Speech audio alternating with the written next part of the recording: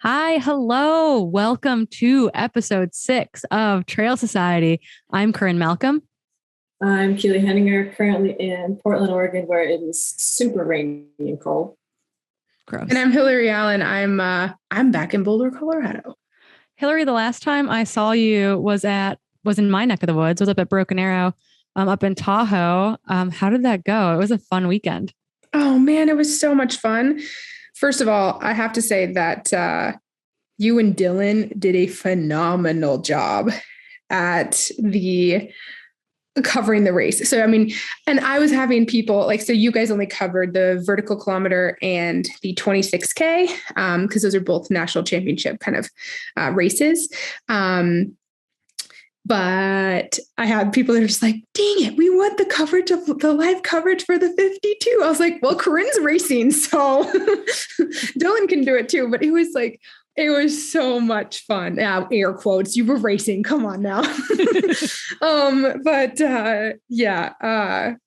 I think that's a huge win, Corinne. You raced, you did the one lap of the 52K. Yeah, I did one lap and everyone's like, Corinne, the one lap race is on Sunday. And I was like, I know, I'm talking about the one lap race on Sunday though. So I'm only allowed to do one lap of the 52K. So I dropped out happily at the halfway mark. It was great. Which is I think that's amazing testament to your determination for recovery, because it is not a linear progression and that's a huge run. So I did lots of laps basically of the course. So I know Palisades Tahoe real well now.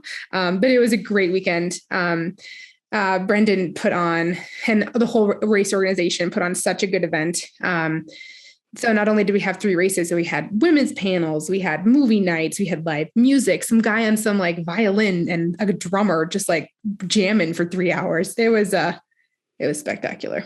Yeah. So the women's panel, we got to hang out with Alicia Montoya for a lot of the weekend. And I definitely think that she has to be our gal that comes on to talk about running through pregnancy and return to running and exercise after pregnancy, because she is so cool and so amazing. And what a beacon of light to have coming into our trail world as well. She ran the 11K. I think it was her second ever trail race. So it was really, really cool to get to, be there and just soak up all the vibes all weekend. It was a very Dylan Bowman comment, all the vibes all weekend.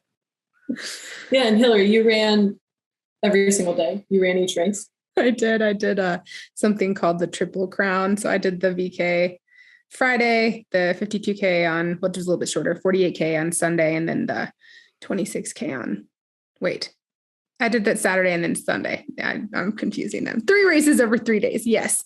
And it was a good field for the Triple Crown too. You ran against Allie McLaughlin out of Colorado Springs, who is so fast. She finished 7th, I think, overall in the 52K, running just under 5 hours on that course was crazy.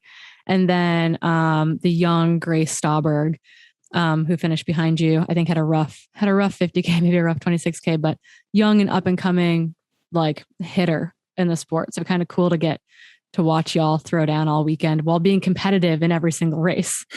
Yeah, it was super fun. I mean, Allie Mack, I know that was her, that's what she goes by, but that was her first ultra, so to speak. I mean, it was 48K, but technically still an ultra, and she crushed it. That girl climbs like no one's business. And I think it's actually really interesting to mention this because she also ran for CU.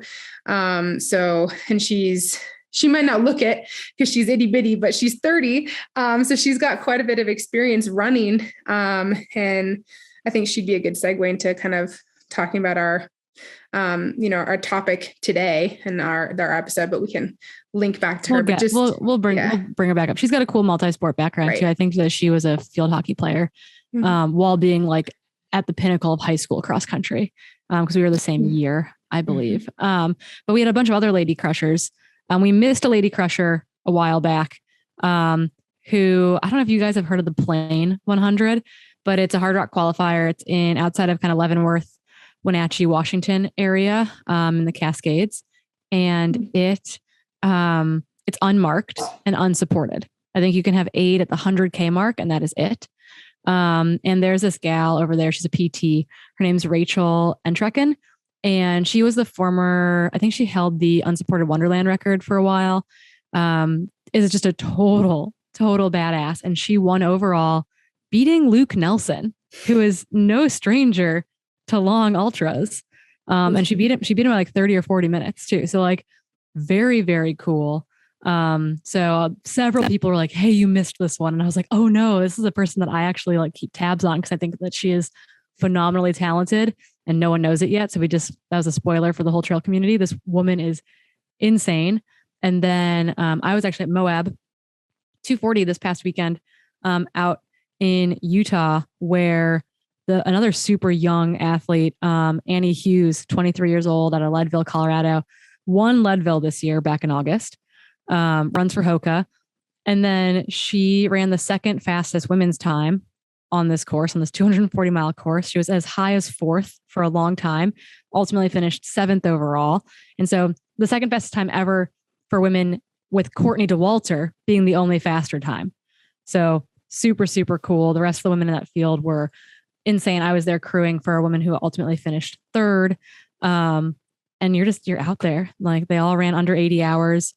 They had finishers that finished within the last 10 seconds of the race last night. The last 2 finishers finished within 10 seconds there. Was 10 p.m. Mountain Time last night, I think.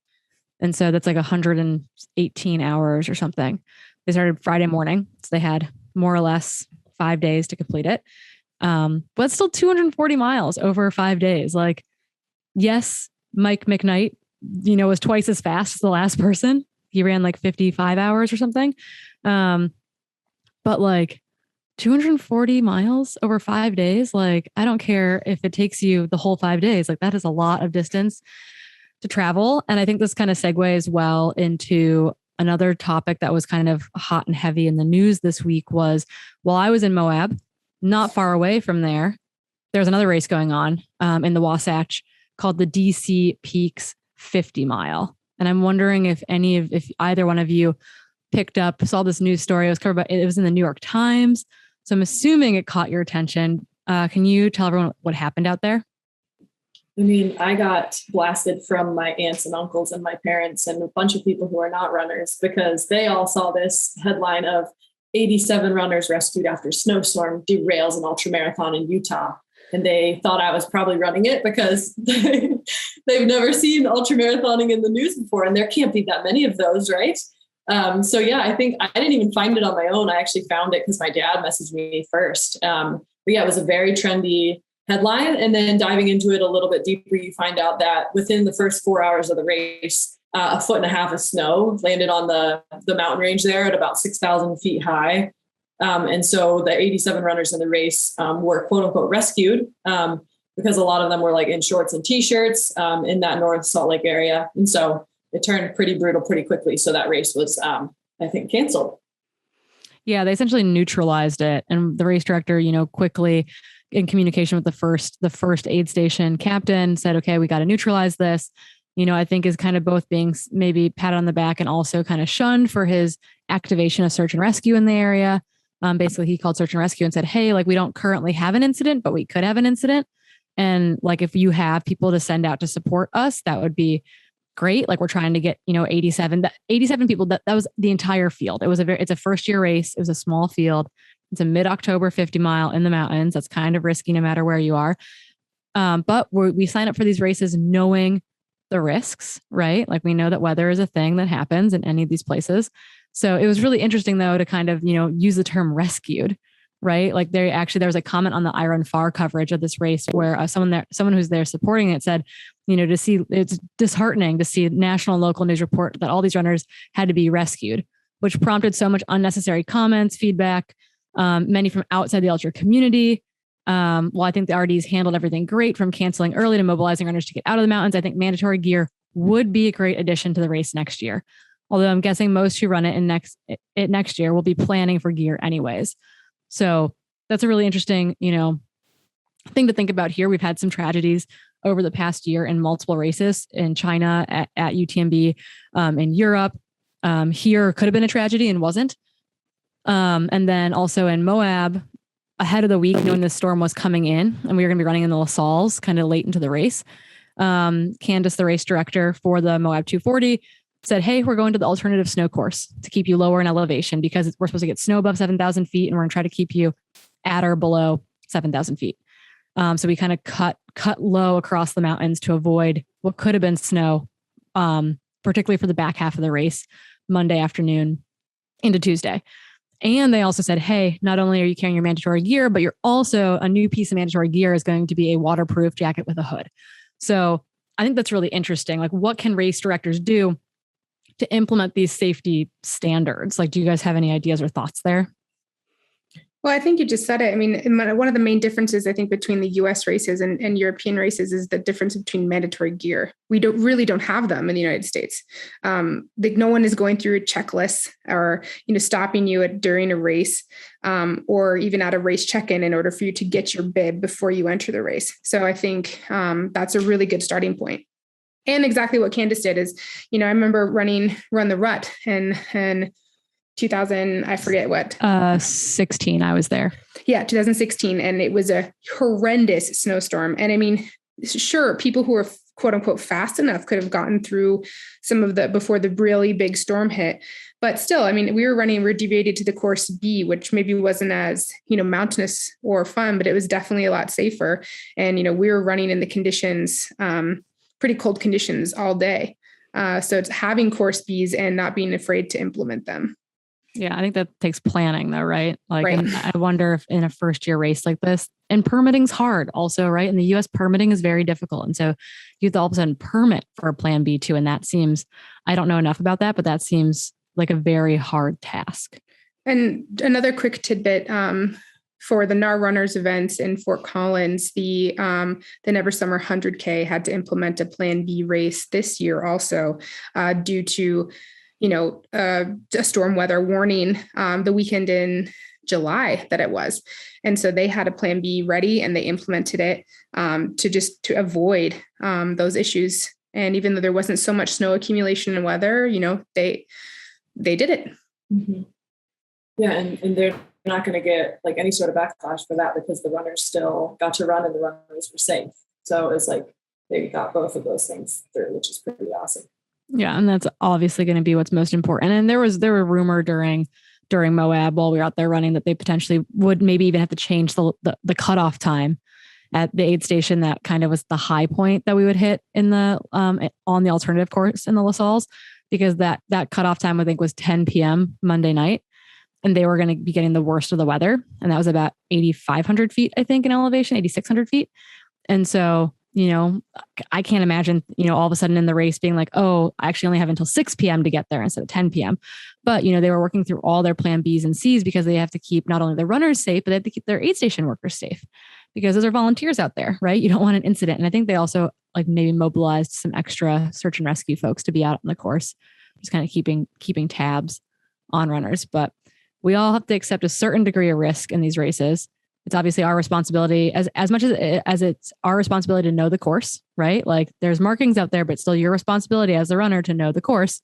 It's also our responsibility to make sure that we go into these races with everything that we need to handle various conditions, mandatory gear or not. But maybe that's a trend we're going to see, particularly after the disaster in China this year, that devastating event, that we will likely see more of it. But I think we're getting a bad rap that ultra marathons are really dangerous and really risky. And that I don't want to be, I don't think it has to be that way, because knowing how hard these race directors work, I don't think that is always the case. Yeah. But maybe that's a good point, is maybe these race directors are working really hard on these races, which obviously they have to execute some of these phenomenal events. Maybe they need to allocate some more like staff or some funds or some time towards like people who have the bandwidth to like do like fire drills of these crazy events that might happen, to just really thoughtfully plan out like plan Bs or what to do when something really goes awry, instead of having to think about it from the seat of their pants, because like that's just not going to end very well. Yeah, I think it's continual lessons learned, and hopefully we'll get better from here. But it was interesting to see us make national news for maybe something that none of us were super proud of. But today in episode 6, we're going to dive into the thick of it a little bit with, I think, a topic that's close to all of our hearts. And really it's close to your hearts at home. It sounds like we had several people write into us, particularly male coaches.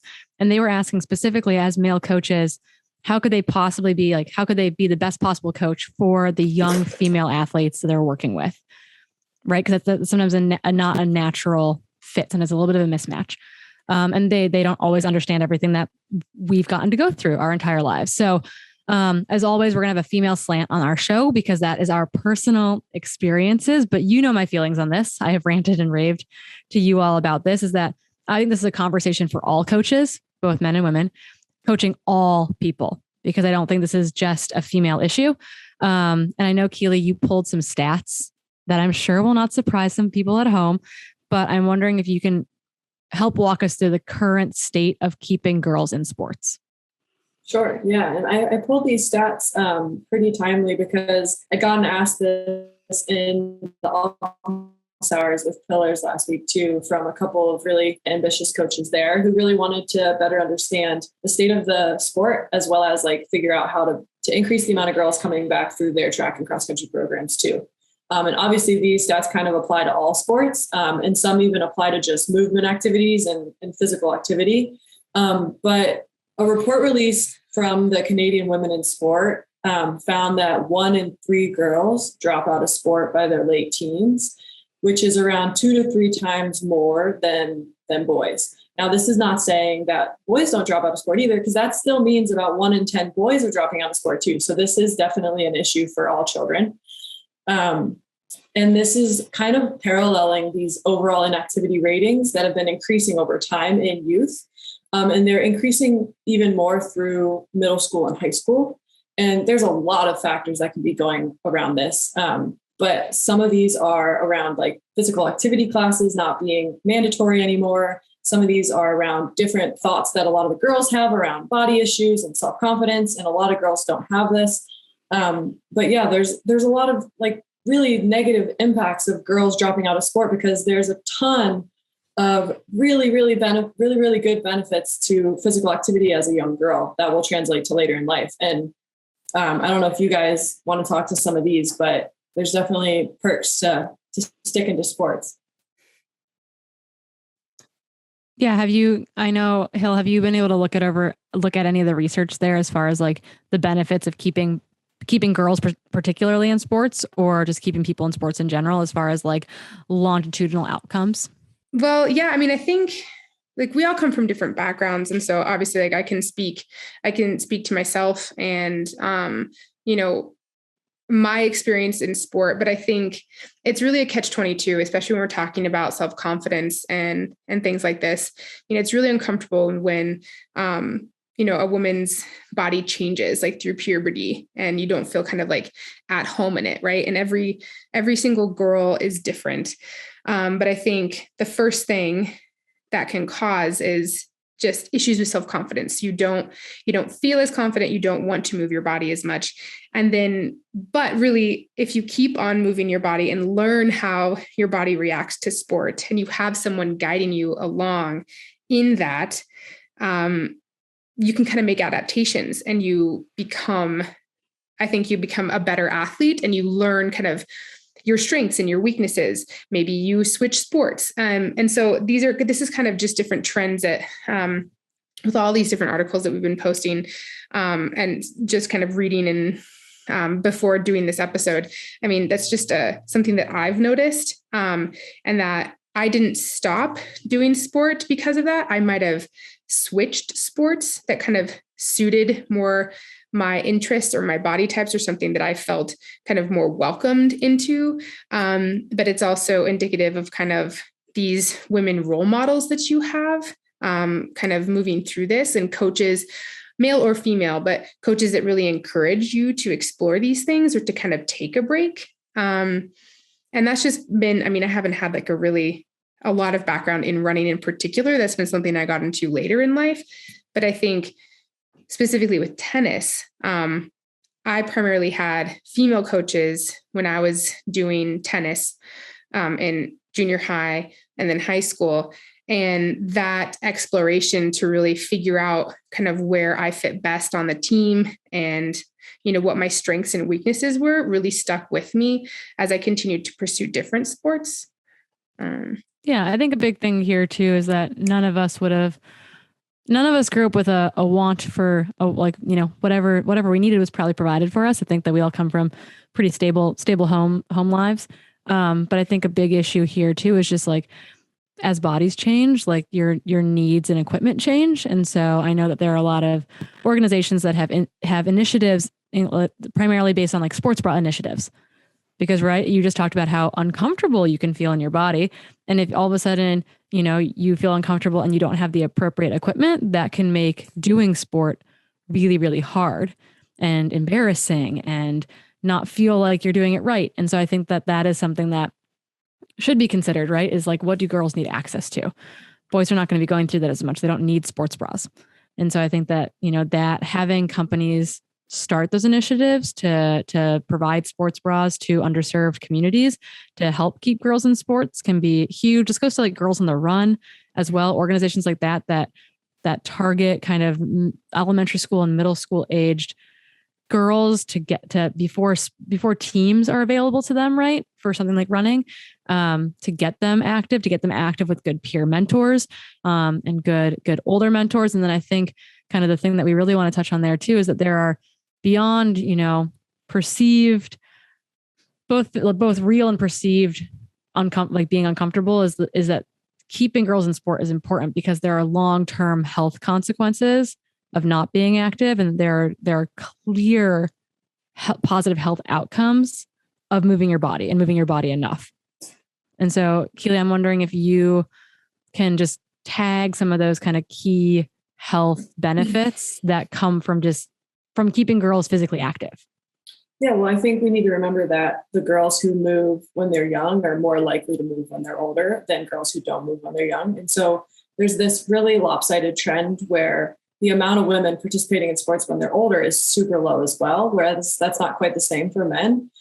And so, yeah, establishing this really healthy relationship with sports when you're young will ultimately keep you moving throughout your life for longer and then kind of lead you into a healthier life and keep you away from some of those like sedentary risk diseases that are definitely like high risk for people who are not moving. So yeah, there's a lot of papers out there. Some of them cite things like obesity and diabetes and cardiovascular disease and obviously like individual relationships and self-esteem. And so yeah, there's a ton of things that moving throughout your entire life can kind of help you navigate instead of like just being sedentary. And it all starts, I think, with the youth. Yeah. And kind of identifying that there's this specific time frame in which girls drop out at higher rates. And that's probably also due to the fact that women hit puberty earlier. And although the three of us do not come from traditional running backgrounds into ultra running, I think we all actually grew up playing ball sports. And so I'm wondering, I think we all have a puberty story or of like kind of recognizing that something has changed. And I'm wondering if either one of you remember like when puberty hit for you. I can start. Do it. But this is also a point that I wanted to make and something that, I really like all of the articles and, the studies that Keely, you got these statistics from, right? Noting that women drop out, at a much higher rate in sport than men do. But it's also, I think it speaks to this other issue of kind of the culture and the upbringing, right? Kind of the culture surrounding women in general. And I say this just as a comparison. So women, I think, compare to other women, people compare to other people, but I think that happens maybe with a lot more frequency in women. Correct me if I'm wrong, or if you disagree. But this was particularly apparent for me when comparing to my sister. So my sister and I, same genetic pool. But my sister has a completely different body type than me. She hit puberty and, her body didn't really change. And she was a very, very, very good runner. And when I hit puberty in high school, maybe a little bit later, like I just had more muscle. I was a completely different body type, and running, even though that was kind of in my DNA, in my family's history, it just didn't suit me as well. And so I pivoted to do other sports. And I think maybe a lot of women, they would pivot to maybe just give up sports entirely, like if their body felt uncomfortable. But I just remember this when, just one day, junior year of high school, I walk in and I'm just like, well, I need a bra now. And it was just kind of like, I mean, I'm athletic, so I don't have like terribly big breasts, but, I was happy that they weren't that big, so they didn't get in the way of tennis, but like, still, they felt a little bit, I remember that first day in gym class where I needed a bra, but I forgot the sports bra. And I was like, this is very uncomfortable. Totally. And then, add in getting your period. And all I could remember was dreading the first day I was going back to school with my period, was because the cool thing to do was to figure out which one of your friends was having their period and throw the tampon around the mess hall and to make fun of everyone. And I feel like that's why this topic like hits home for me, is because that's not really changing. It's still really embarrassing to get your period and to have these changes. Like, you don't really get like positive thoughts around these things until much later in life. And so to have to like combine this with decreasing like sport performance and like wearing clothes that don't really accentuate any of these things, and you're trying to like kind of hide in them and hide your period all at the same time, like no wonder that people are kind of like, girls drop out of sport at these times, because that's just like a very uncomfortable scenario. Yeah. And it's, you don't necessarily have like the, not to say cognitive skills, but you're young. You don't necessarily have a way to vocalize this discomfort adequately. And so just like avoidance is a great strategy for things that bother you. I say that with a degree of sarcasm, but it is still my coping mechanism, avoiding things that stress me out. So that's why I'm a huge procrastinator. But I think that's so interesting that it's like, that was legit. They just like threw tampons at people when they're getting their period. That's so mean. I was one of those early puberty kids. I haven't grown since 7th grade. I was like for a very short period of time tall. I'm like completely average in height. But I was the tall middle schooler at like 5'6.5". And didn't grow after that. Like when I started ski racing, I like put on more muscle mass because I was lifting weights. But like, I feel a little bit like I snuck through puberty. Like, I remember feeling really awkward in my body. Like, I hated my knees because I was really gangly because I grew a lot really quickly. Mm-hmm. I was very gangly, like all limbs, and I hated my knees. And so I refused to wear shorts besides like soccer shorts. So I would only wear shorts for gym class. And I now hate capris, but as like a middle schooler, like there's so many photos of me walking around in like pedal pushers and capris because I hated my knees because they were like the widest part of my leg because I had grown too fast.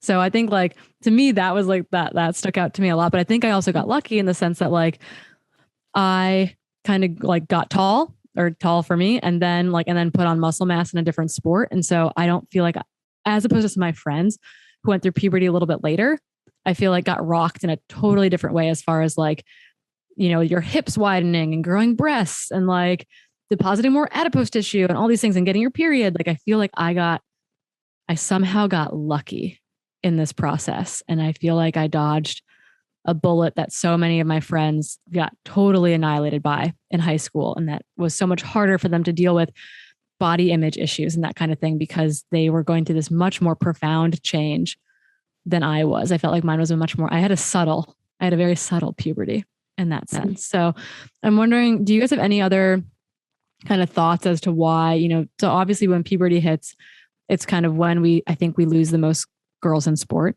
because you just don't feel like you feel so unnatural in your body. We see this with boys too. When they get really tall, really fast, they like all of a sudden are super uncoordinated, which can't feel very good.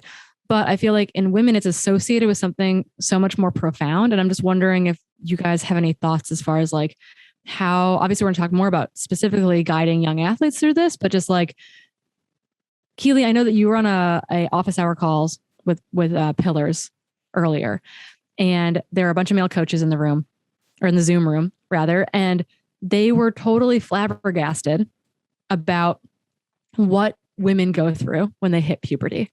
And I do know that we have some male listeners because we're getting questions from male coaches. And I have an athlete of mine who is almost 70 years old, and he listens to our podcast and he thinks that, and he's learning a lot from it. And so I think that if you wouldn't mind us walking the general public through like what that looks like, who might not have experienced female puberty, what that looks like? Sure. Yeah. So I think what really shocked me from the office hours was just tying all of these things together. Because I think all of the coaches know about puberty and they know about how athletes act before puberty, and they know how they've seen athletes trend to act after puberty.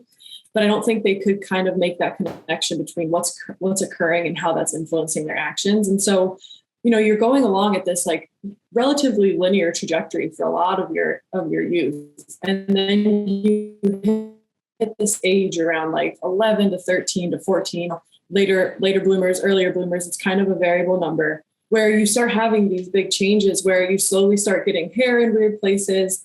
You're starting to get a larger Q angle from your femur to your hip socket due to the widening of those hips. And you're getting more adipose tissue in the buttocks and the breast area. And you're starting to get estrogen. And estrogen impacts a lot of things. And it also brings your menstrual cycle.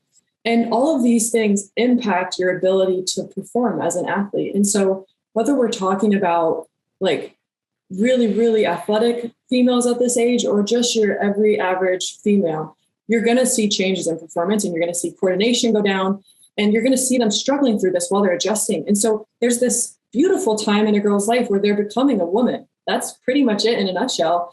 And instead of navigating them through this and really highlighting these changes and giving them a year of a different sport or a year of something completely different and letting them be not as good as they were or different than they were and guiding them through it, we're kind of like, oh, you weren't as good as you were. Like, we're going to find someone who's faster, and kind of leaving people behind because they don't know how to deal with these new, what could be wonderful bodies. And so I think just talking people through that timeline and making them realize that they're coaching these girls at one of the most magical times of their lives where they're going through these crazy changes that don't feel magical to them at all. But that if they're guided through them and the coach has patience, like they're going to come out on the other end just as strong or stronger than they were before they went through all of this. It's just going to need some really like individualized coaching and some patience and encouragement because it's so awkward. And that's so hard for coaches, right? Because you're having all these girls going through this transition into becoming women at different times. You're going to have the weirdos like me who come in having hit puberty in middle school onto high school cross country. And you're going to have girls who are actively going through it. I hit puberty at 16. So me too. I was late.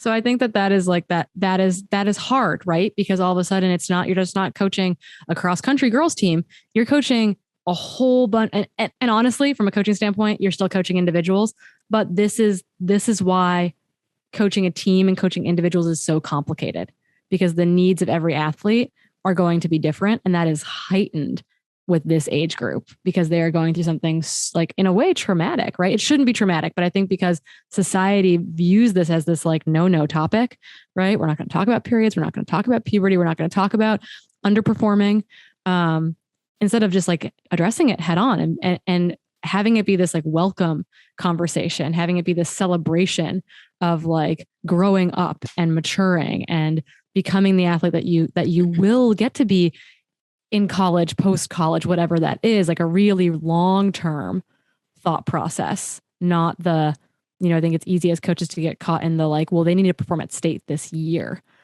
type of thing that we got to get into. So I think, because this is geared towards the coaches that have reached out to us saying, how do I do this better? How do I be better? I want to know, like, can we walk through what coaches need to do to help young developing athletes through this time period? And I wanted to add something a little bit just before, Corinne. I'm not sure the coaches that have contacted you, like if they're high school, junior high, like college, like what age groups they are. But I have been thinking about this a lot. And I think a lot of sport, when people get into it, it's in junior high or high school. And it's a cool opportunity because it's through school sports.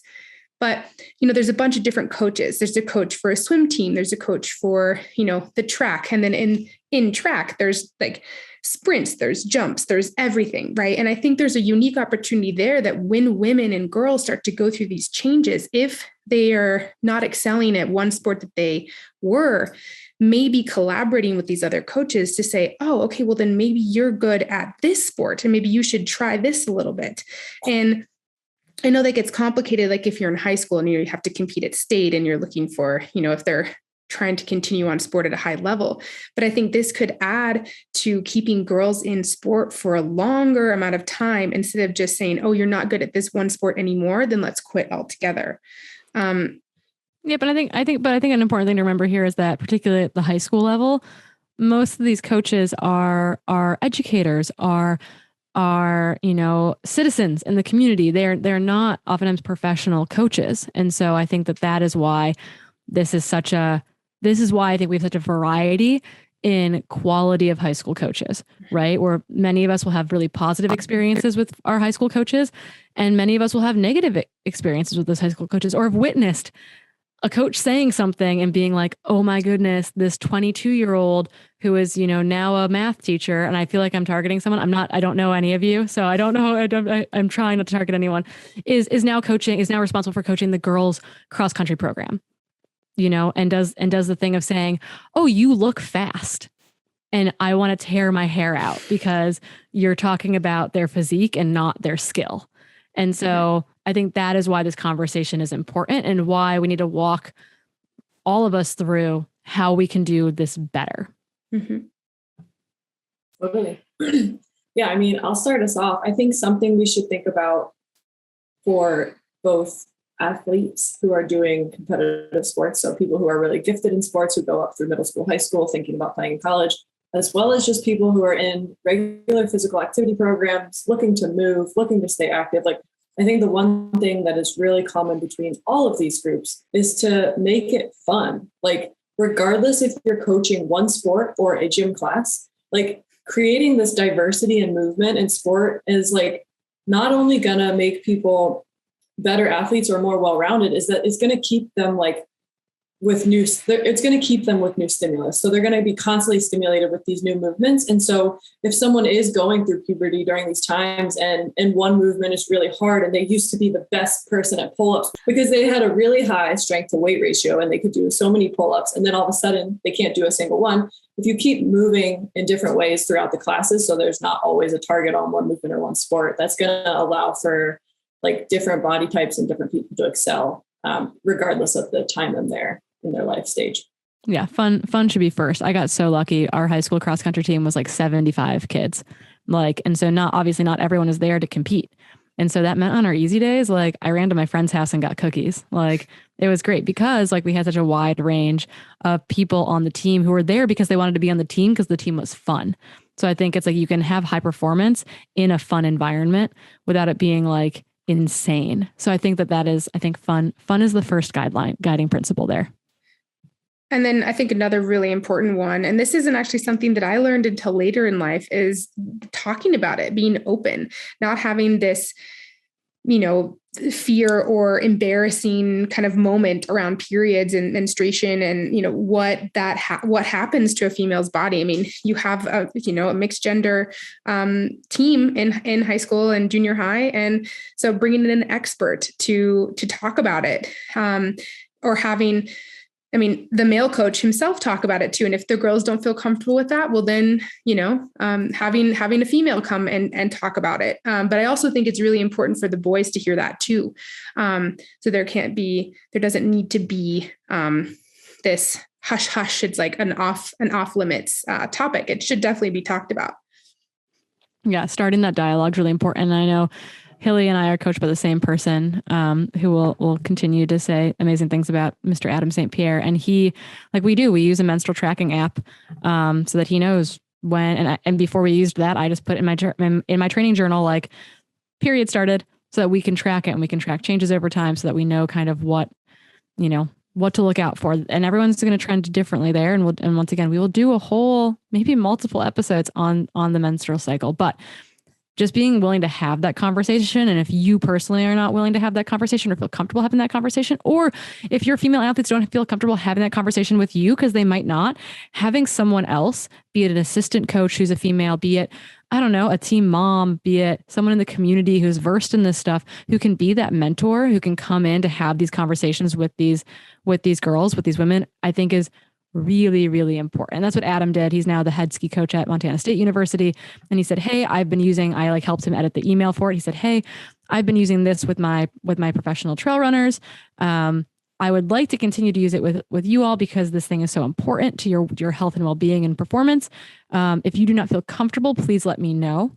And now he's got a female assistant coach. So he's got another person on his team to help steer these conversations if someone isn't comfortable talking to him about it. But like putting yourself out there and being willing to have that conversation, I think goes a really long way. Yeah, totally. And I think like, Corinne, you already kind of touched on long-term, but I think we get to athletes like really reaching their potential long-term by having coaches really like staying on top of their training in the short term and like adapting it as needed. Right. And so, if someone is going through puberty or someone is getting their period during these like really hard workouts or during gym class or whatever it is, like adapt it to them. Like don't force something during these crazy times. Like you can just, stay encouraging and let them do something different so that they don't feel as like embarrassed or as chastised for being out there and being slower or something like that during these really awkward times. And yeah, because that's just awkward. Yeah. Don't make it awkward. Have fun. Be there. Don't make it awkward.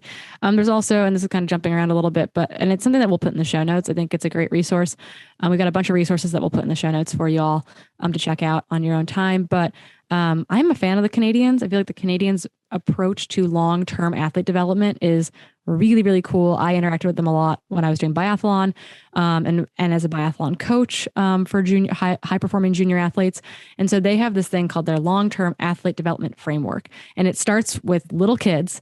And they talk about having an active start. And then, you work on fundamentals, right? You're having fun with skills. And then, you're a youth athlete and you're learning to train, right? So you're getting these lessons about like, okay, how does one train? And then there's a whole time period where you're training to train, where it's like, it's not about competition. And the Canadian method is similar to some of the Scandinavian countries for Nordic skiing and stuff, where it's like the focus on competition doesn't come until you're like, almost out of high school. Like that age group almost. So you've got the learn to train, the train to train, the train to compete. And then you've got the train to win being your high performance. They're thinking about athletes, trying to compete on an Olympic level way out on the other end. But I think you can work that framework to like youth development in soccer or in like all the way up until high school athletics even. So I think that you can shift that framework to fit that model. And I love that it is this long-term development strategy and not the throw all the eggs against the wall and see which one doesn't crack and then throw those eggs against the wall. And then the one that doesn't crack after that is like your champion. Like that is really unhealthy for long-term athlete development. And that's how we get these athletes with burnout who don't run collegiately because they're burnt out, who don't run after college because they're burnt out. So I think that is really important to think about long-term athlete health and long-term athlete success over, flying too close to the sun for 1 year when you're 16 and never being an athlete ever again. Totally. And that just comes from like the narrative that the coach can give them, right? So if we can just equip these coaches with the right kind of narrative to share with these athletes so that they're talking about things like tracking their cycles and fueling properly and not being afraid of food and like not targeting people based off of body size, not making comments like Corinne has said around looking fit or looking fast or even as far as buying uniforms in a diversity of sizes. If you're coaching cross-country girls, not all of them will fit into an extra small and small. So you should buy extra small through large because for those girls, like if they can't fit into a size and you don't have something higher, that's really embarrassing. And so it's really just like, yeah. We're having the flexibility to even change uniform sizes throughout the season, right? Like, oh, I don't fit in this uniform anymore. Like we talked about this a little bit with like Olympic uniforms too, where it's like providing a diversity of uniforms, like both fit and style that all fit the team uniform memo, right? So it's like, not everyone's going to want to run in bundies, right? Like don't force them to run in bundies. Not everyone's going to want to run in a crop top or a tight singlet versus a loose singlet. So obviously that's hard at a high school level, right? Like you're working on a tight budget, but I think having forgiving, comfortable, welcoming apparel that doesn't make them feel that they don't fit into it, I think is really important. And I think that creates that. I think you can create that via team culture as well. And team culture, I think, is really important to develop. And part of that is like leading by example, right? I think that's huge. Either you or their parents. I don't know if you guys experienced this at all, but I had numerous friends growing up who who had both undiagnosed and diagnosed eating disorders or disordered eating. And a lot of times it was internalized from their parents, from a mom or someone else in their life who also had an issue with their body, both competitively and otherwise. And and not intentionally took it out on their kid, but the kids see everything. Little kids see everything. Middle schoolers see everything. High schoolers see everything. Like, you have to lead by example. And so I think that takes some self-reflection. It takes some thoughtfulness when it comes to communicating and being around your young athletes, because they do observe everything. They do take everything in. So leading by example, I think, can be very, very important. And if that athlete doesn't have a role model at home to help lead by example, they don't have, maybe their parents aren't supportive, or I don't know, have their own issues, because we're human. I think you can be that role model for that athlete. And I think that is very important. Right. And I think, I don't know about you guys both, but sometimes I don't, the people that I love most, I can't take advice from them. It has to be like an outsider. So, if like your significant other tells you to do something, and then, someone else, like, my coach tells me to do the same thing, I'm like, oh yeah, you're right. So, being that person that can be the sounding board, that you can be the trustee and you can have those honest conversations with, I think, that's what we're talking about fostering here. And particularly for women, but just for, all people. Hilly, you mentioned earlier that you and your sister have very different body types, same genetic pool, very different body types. And that can make that time of puberty even more awkward. And I'm wondering, how was it emotionally for you? Did that change how you acted, what you wore, what you ate? What kind of impact did that have on you as a young athlete, as a high school athlete going through puberty? Yeah. So, I've thought a lot about this because I think it did. There's definitely, I'm a very competitive person, and mostly like internally. So I hold myself to a very high standard. And so when I'm comparing to someone that, I live with, and she's having this huge amount of success, like she was the fastest runner on our high school cross country team. She had all these big plans for going to college and all of this kind of stuff. And then ironically, she suffered from burnout because there was just too much pressure. And then when her body finally did change, there really wasn't a place for her to go. But growing up, emotionally, it was very hard. I think I internalized it. And so then I felt like I needed to be more careful about what I ate. And I think this kind of set me up for an eating disorder going into college. And even though I focused, one of the ways that I coped was like, well, I'm just not going to do the same sport as her, so we can't have a direct comparison. So then I did tennis. And but then going into tennis and in college, and this is something I've been open about too, is that I suffered from an eating disorder. And I think it had something to do with that, because I put so much pressure on myself, feeling that because my body was different, I needed to treat it differently, and I needed to shrink it down and make it look more like my sister, because she was my sister. Aren't we supposed to look the same since we come from the same genetic makeup? And so I think emotionally that was really hard, because I felt like I needed to change my body instead of accept it for where it was and, discover its strengths and what sports it was good at its current weight, size, all of that. And I think that wasn't something that I was able to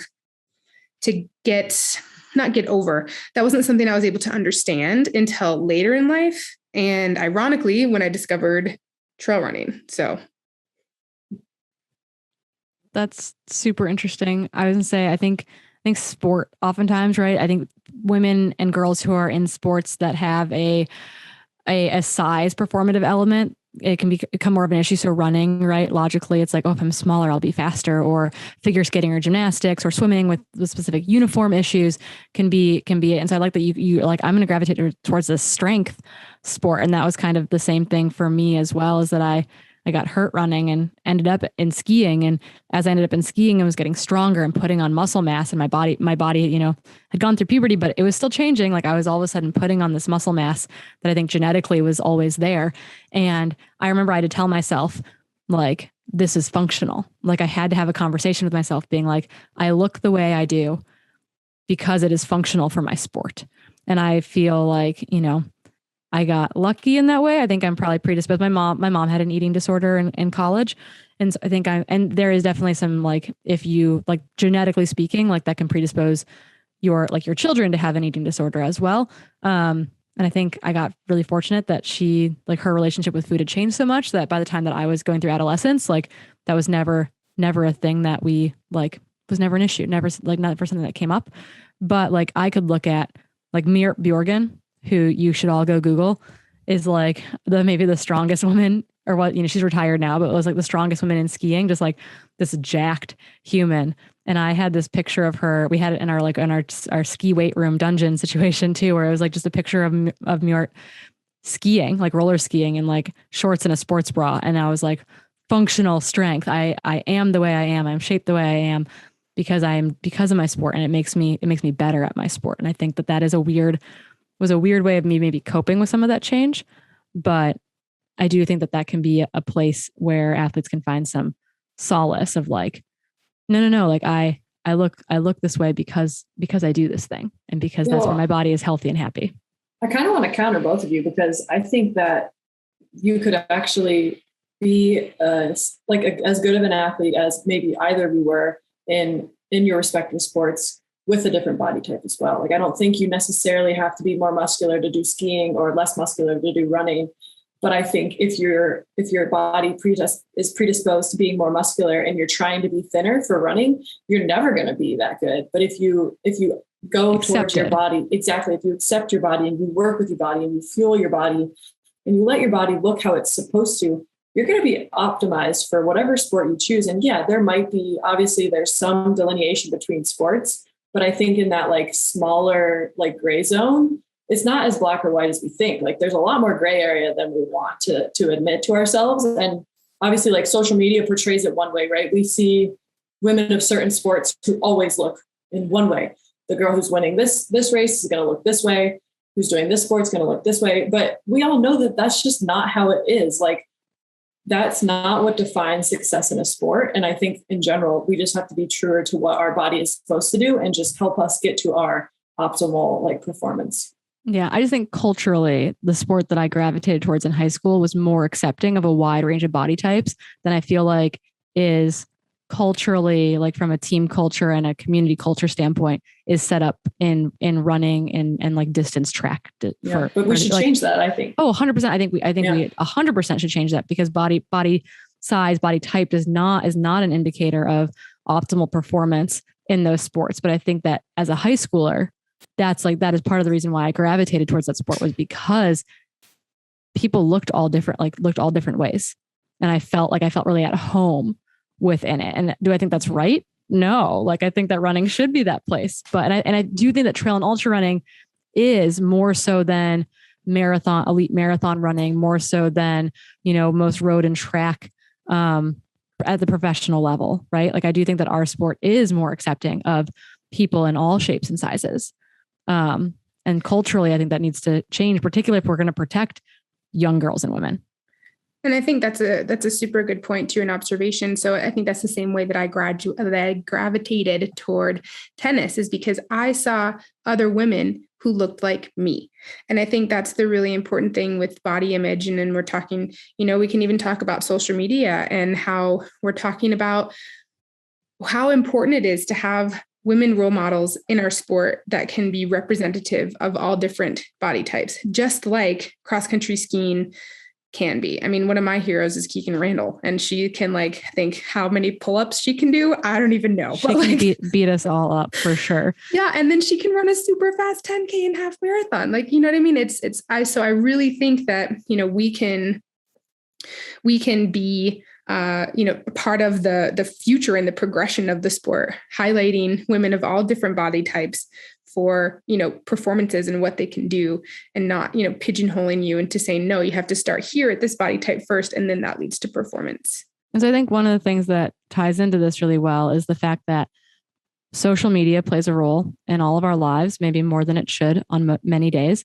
And I think a big headline from the past couple of weeks as well has been this big whistleblower testimony from a former Facebook employee. Remember, Facebook owns Instagram, owns WhatsApp, they own a bunch of things. Anyway, but essentially, they had internal documentations that showed that young girls on Instagram, it made 1 in 3 girls have worse body image issues. And there was even a government office that set up a fake Instagram account of a young girl, and the algorithm fed her diet culture.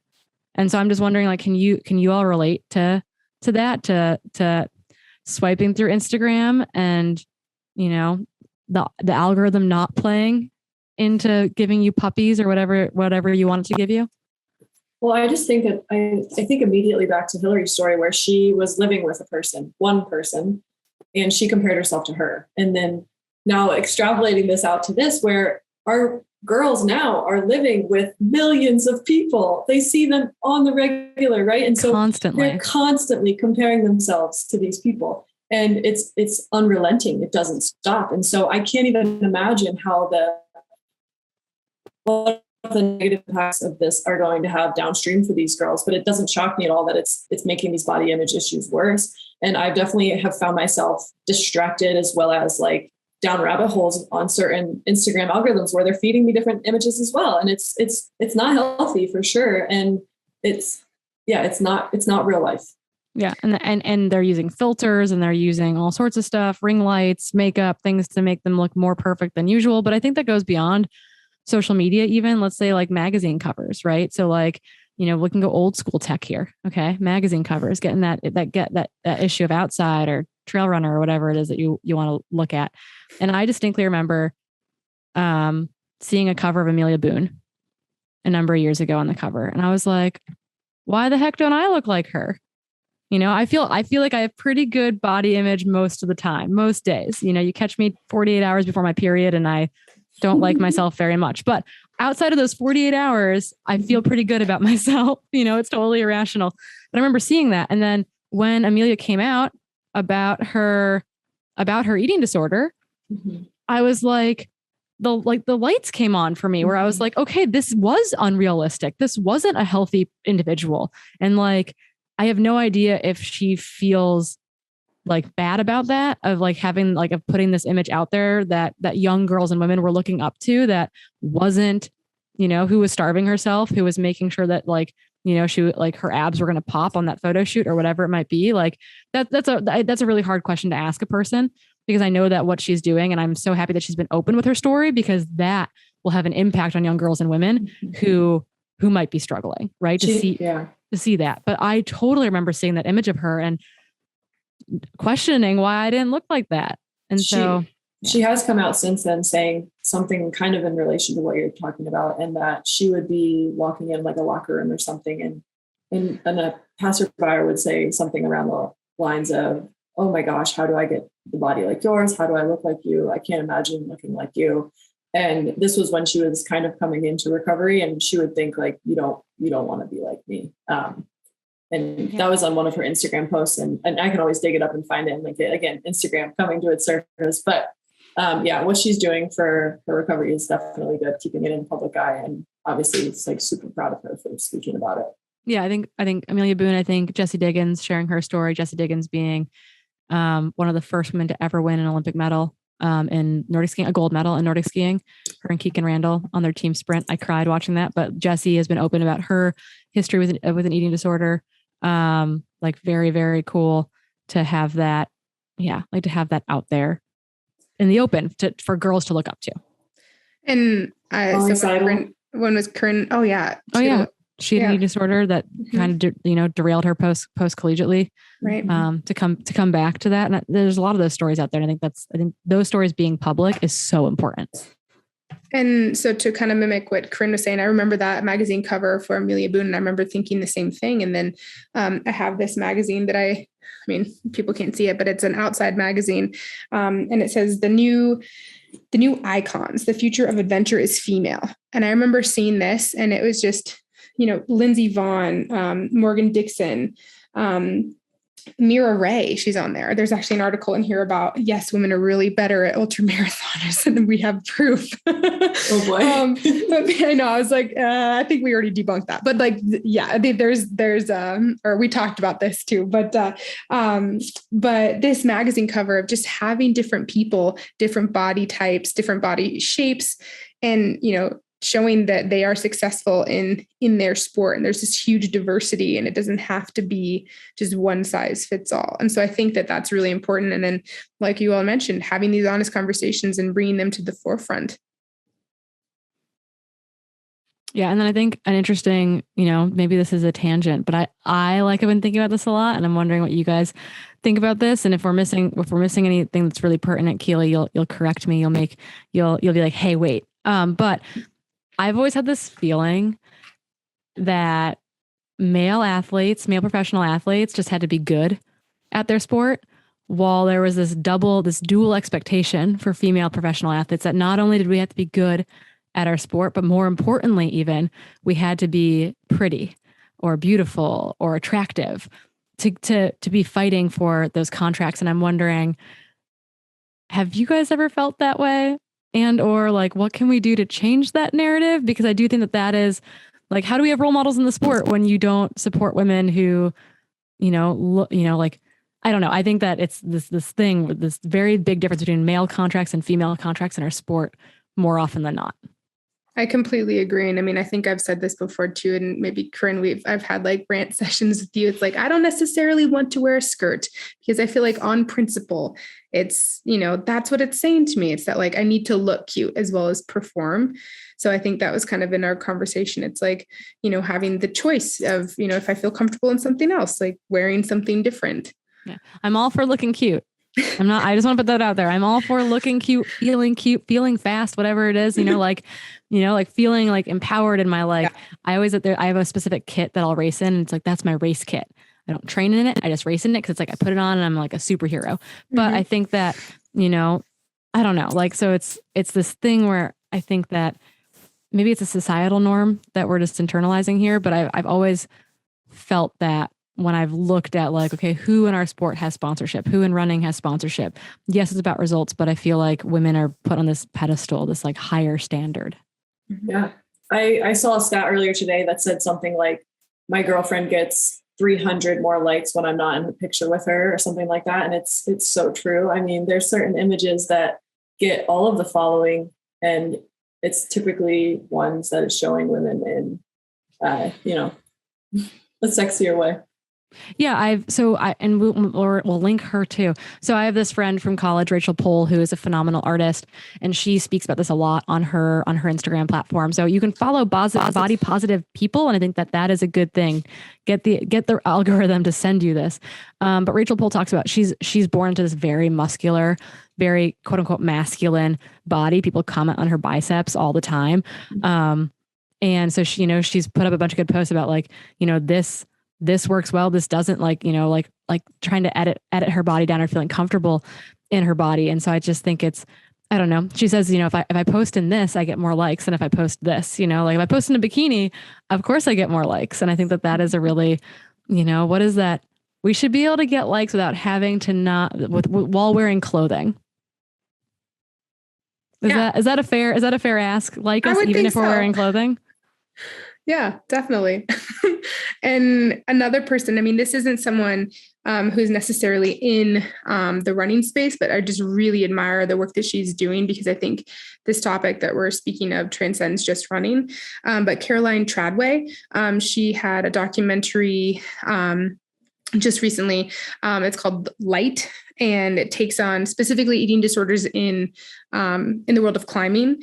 And, it kind of follows the journey of certain athletes and their, I just love it so much, because it shows that like the word sending, right, in climbing is possible to send kind of like the hardest things that you've done in your entire athletic climbing career when you're at a healthy weight.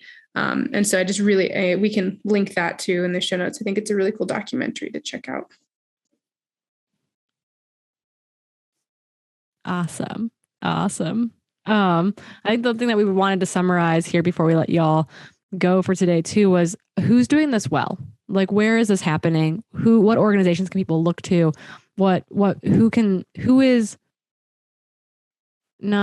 leading by example, I guess, is my question there. What have you guys found?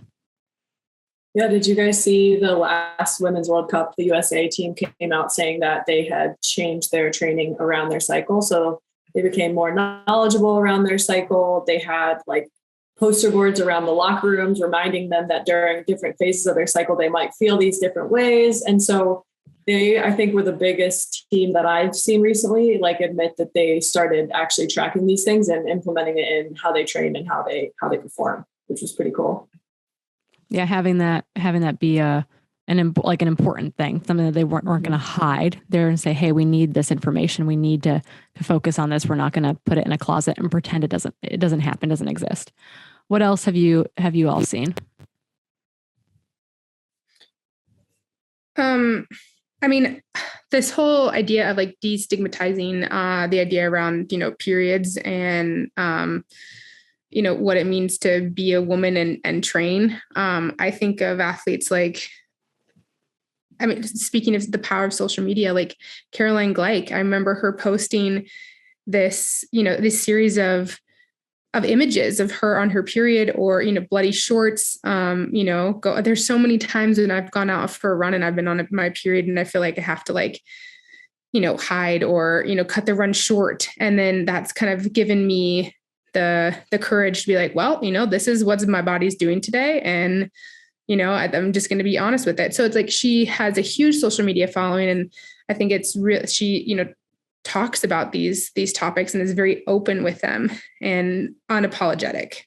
Yeah. Using that platform. And then I think representation has been a big thing, right? It's been both at the global level, with like CBC pledging to have balanced female sports coverage during the Olympics, that like on a much smaller scale, like the live commentary that we've done for Western States, for UTMB, for Broken Arrow, like an important part of what we were doing was making sure that we could get equal coverage of the front of our the men's race and the front of the women's race, because, representation and showing that matters, because it's not, there's two races happening out there, particularly in ultras when they both start at the exact same time. It's really hard to try to cover everything, but I think making that a priority has been hugely valuable in the live coverage that we've been able to provide this year for those races. Totally. Yeah. And then even thinking about like representation from a minority group lens, obviously, like all of these issues we've talked about can be exacerbated for women and girls who are like in lower socioeconomical statuses. And there's actually a cool group that's addressing this a little bit, where they're actually raising money to give sporting event tickets to underserved youth. And you can also go in and buy a sporting ticket that donates to an underserved youth to actually go to a female professional sporting game. So it's like introducing these girls who might not be able to afford to go see other girls like them play sports, which is really cool. Like, I think there's just like even a plain old Google search nowadays for like women in sport shows you so many results, because luckily there's finally some backing behind a lot of this. And I think there's a lot of players in the game trying to really increase the number of girls staying in sport throughout their lifespan. And so it's really exciting. I think the future at least looks pretty bright.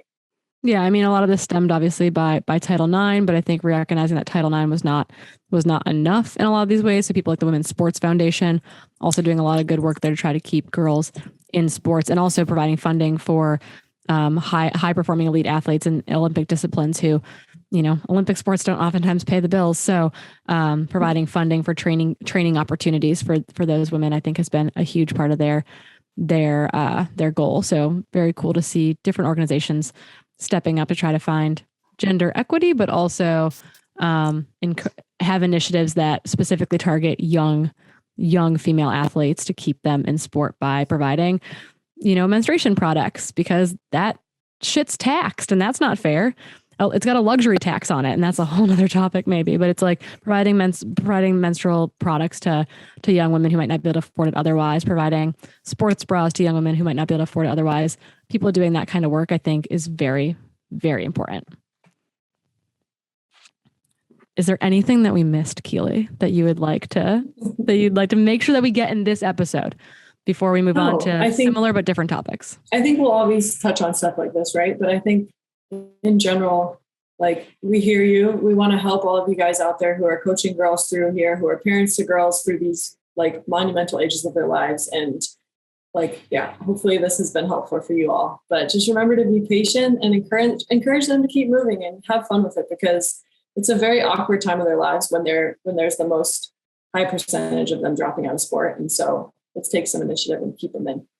Yeah. And that can even be as easy as, reaching out to us, reaching out to other women in the sport who can come either in person or via Zoom, do a talk with your high school cross country team, your high school track team, whatever it might be. Because, maybe you don't feel, qualified to have this conversation with them, or maybe, that they'll listen to someone else. So I think that's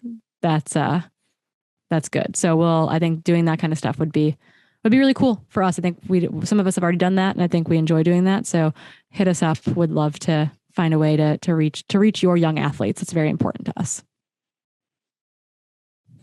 Okay. I think we're going to close out today with a little society slam, the things that you have been sliding into our DMs with over the past couple of weeks. So, Hilly, you have a slam ready to go. It sounds like. Sure. Actually, this one is it's so fitting. So this comes from McKendry, and he's an organizational psychologist, which he says is a fancy term for the study of the workplace. And he passed along this research paper, which I can pass along to you guys too. Basically, he was talking about female leadership.